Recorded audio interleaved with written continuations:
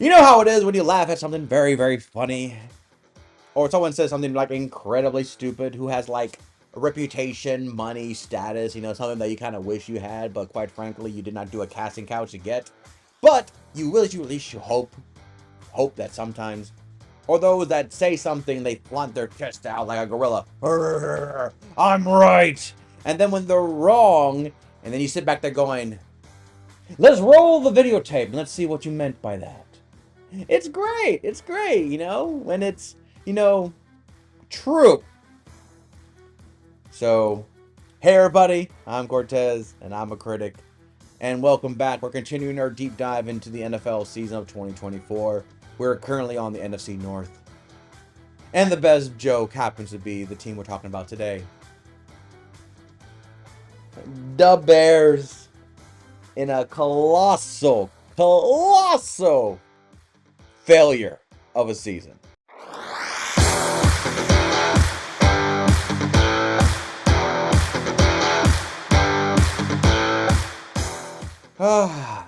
The Bears.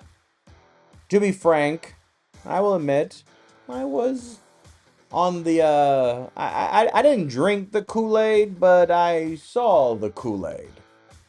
The Bears, which is kind of weird. This is the same Bears team that have not made the last time when they went to a Super Bowl was with Rex Grossman. Think about that. And the last time they were in a conference championship, Jay Cutler was their quarterback. The Bears is one of the few franchises that doesn't have success in quarterback, even though they have been to conference championships and won Super Bowls. Or a Super Bowl, I should say.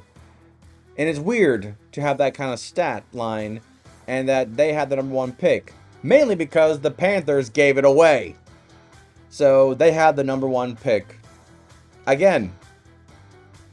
And they wasted no time. They said goodbye to Justin Fields. And they went basically 100% to Caleb Williams, who did not make the process of him being number one pick wonderful experience. He made the experience more a headache induced than getting your head bashed with a baseball bat when you're wearing a bicycle helmet. So congratulations. You guys got Caleb Williams. I hope you guys are happy. If not, there's some Tylenol on the back. You can take some because it's going to be a couple of headaches. And then they got him a number one receiver in the same draft class. I'm Doomsday. The Doomsday. Roma Doomsday. Sorry, not the Doomsday, but Roma Doomsday. Who I didn't think he made the splashes as they thought. I mean, let me look at the stats here quickly. I mean, Moore was the number one guy. Doomsday had, 54 catches, 734 yards, 3 touchdowns. So it was definitely DJ Moore doing the thing, and Allen. The veterans did it. But don't worry, in time, Doomsday would do what it was, even though, I don't know, I kind of felt like it was, ugh, really? I mean, we saw what the Jaguars did with their wide receiver, and that guy had more quarterback problems than a lot of team with B's when the Bears did. But I did have them 10-7, or worst case 7-10. They happen to be 5-12. So even my hopefulness of a sensation like Caleb Williams, which I gave him that nod was because I felt like with all the receivers the Bears had, and I thought the defense was definitely underappreciated, that I felt like Caleb Williams would have flourished in a similar aspect like Cam Newton did. Like, that's what I was thinking. They may not win a lot of games, but Caleb Williams would have been phenomenal. But I was wrong. Like many people, we were wrong. We kind of maybe went a little too high on him. Now, I was not thinking he was going to become like a Peyton Manning and do it, but I thought that his stats was going to be so dominant that maybe the win-loss record would not have to matter this year. And I thought the receiving core that he had was going to flourish, especially with a rookie teaming up with another rookie, and they had developed that 1-2 punch for the next 15 years together. That's what I thought. Didn't happen. And a lot of this, I couldn't help but feel like I am not blaming it so much on Caleb Williams, but I'm blaming it on basically everyone that's not a player on the field. from coaches to general managers and everyone in between. The Bears felt, well, you know what I'm going to say. They are who they thought they were. And we let them off the hook. I didn't. I still thought they were going to miss the playoffs. Even though I gave them 10 wins, but I felt like at worst case they were a 10-win team. They still would have missed the playoffs. I did not put them in the playoffs, and I definitely did not put them in the Super Bowl, and I definitely did not put them as division champs. Analysts that did that, you're stupid. You're just stupid. That was a very stupid, not a dumb, not an idiotic, not a misguided, just stupid. Really dumb. Really dumb, but very, very stupid. So, but it's okay, Bears fans. It's okay. You guys took care of the cancer, and you got Benny Johnson from Detroit. So, I'm sorry. Fingers still crossed and see if that'll do anything. Because 5 and just go to your best team.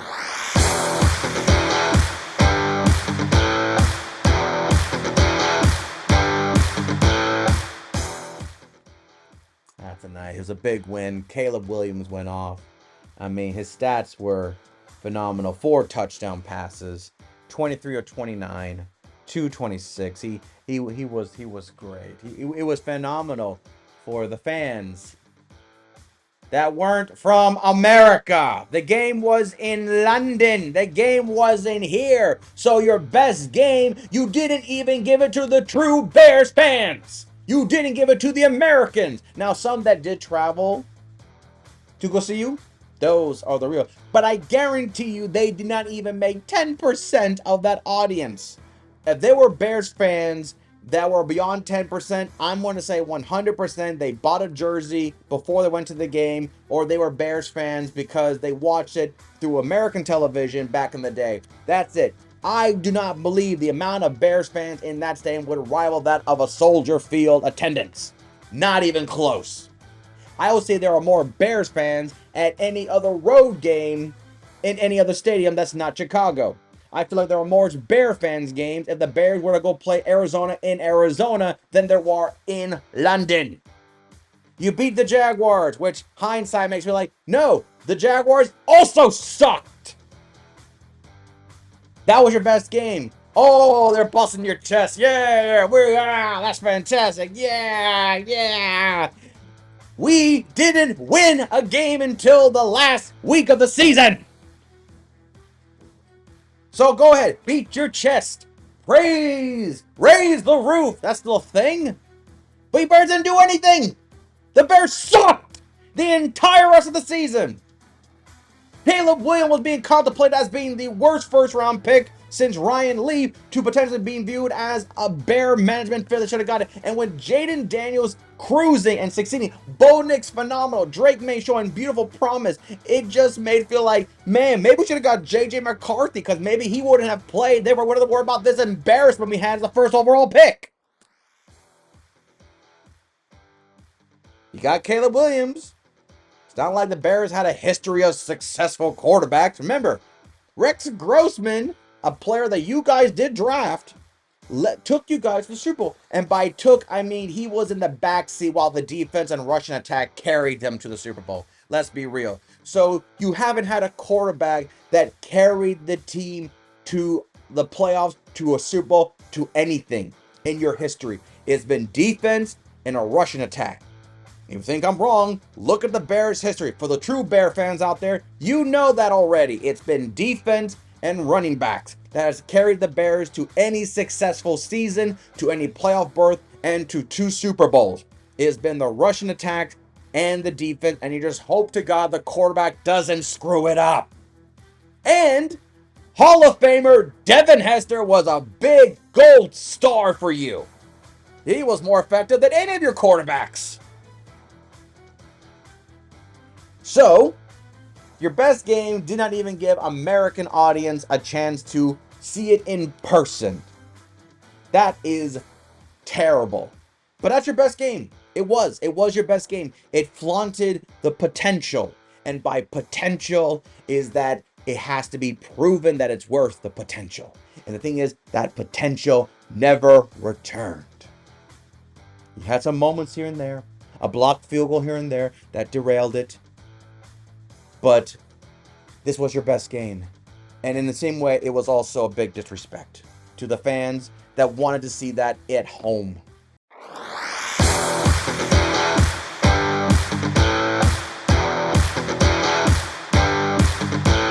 Because your worst game literally ended the season.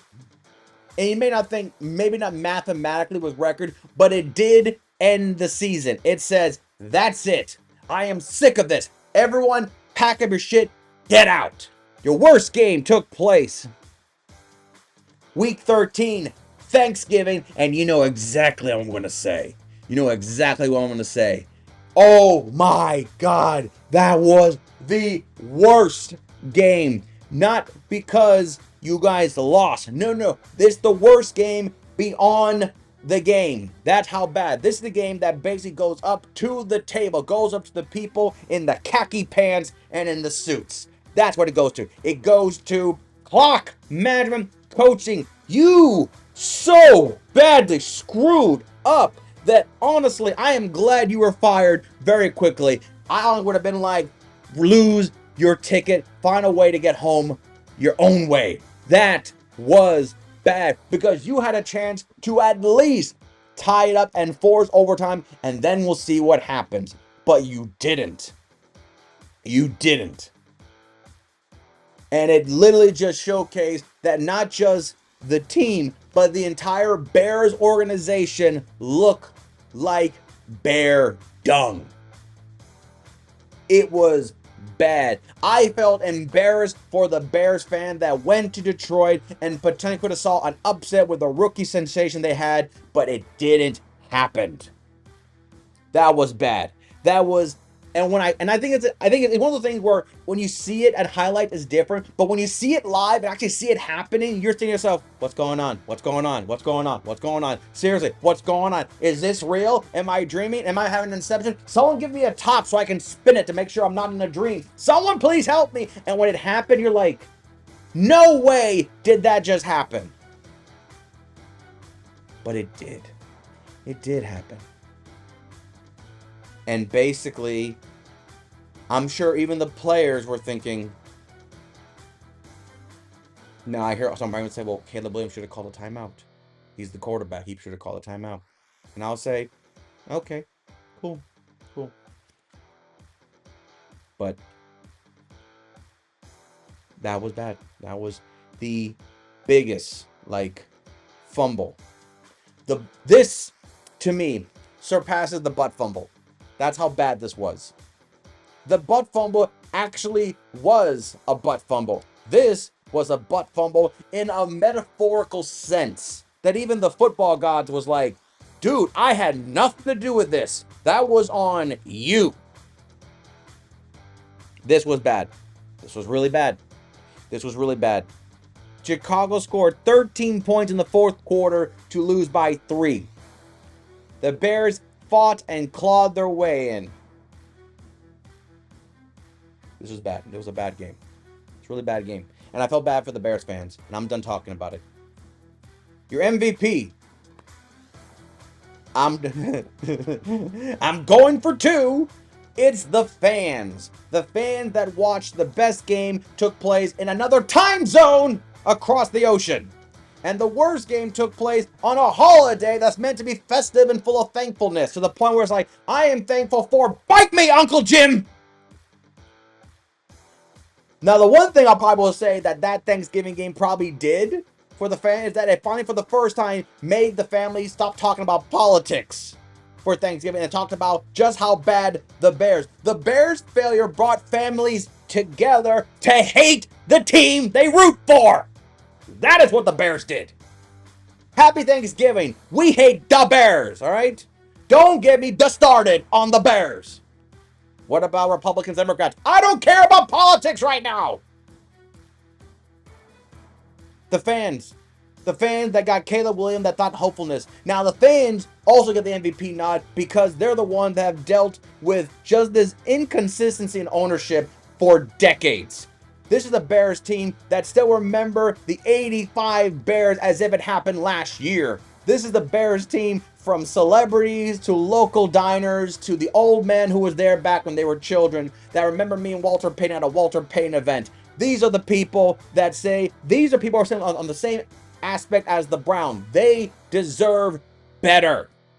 They deserve better. And hopefully with Benny Johnson and his crew, they will be better. But the sad thing is that the Vikings won 14 games. Say what you want to say about the Vikings. The Packers are still there. They had a receiving core problem, but things are going to happen again. And you still have Detroit. Not to mention, you got Philadelphia in there, the Commanders are there, the Bucks there. We'll see what the Falcons do and the Panthers are doing. The Rams are loading up. The 49ers are still the 49ers. Hope to God we'll see what they become this year.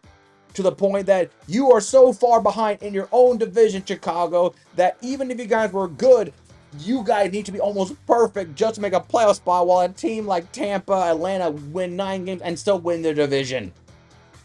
That's how bad the Bears need to it. Now, I will say this. The NFC North could potentially be the first division, which I'm hoping for, with all 4 teams making the playoffs. That can still happen mathematically. No one ever done it yet. Still hoping for it. But if the Bears want to show a rebound, that might be the division that might be the first one to do it.